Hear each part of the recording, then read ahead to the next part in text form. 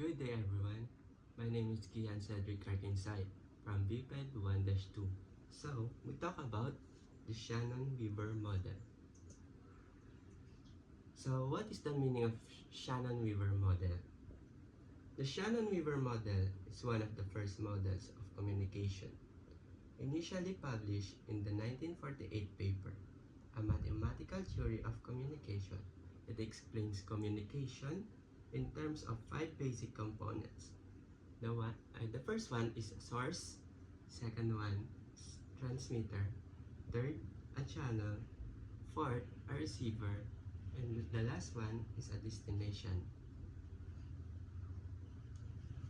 The source produces the original message. The transmitter translates the message into a signal, which is sent using a channel. The receiver translates the signal back into the original message and makes it available to the destination. So look at this photo. This is the explanation of this message for this photo. For a landline phone call, the person calling is the source.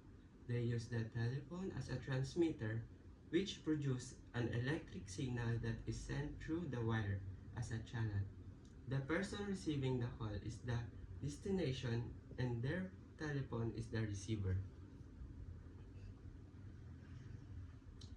Shannon and Weaver distinguish 3 types of problems of communication. First one, technical problems. The second one, semantic problems. And the last one, effectiveness problems.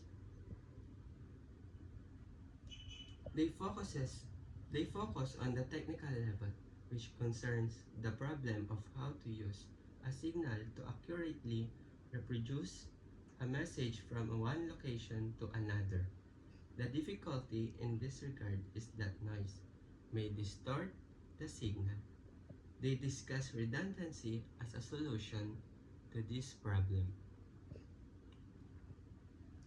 The Shannon-Weaver model of communication has been influential in various fields, including communication theory and information theory.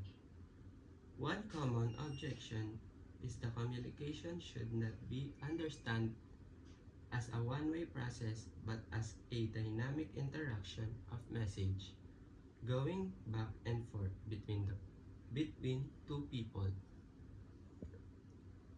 So, my name is Kian Cedric Arkinside from BPED 1-2, and this is my report or lecturette for COM 1101 or 11,000. Thank you for listening.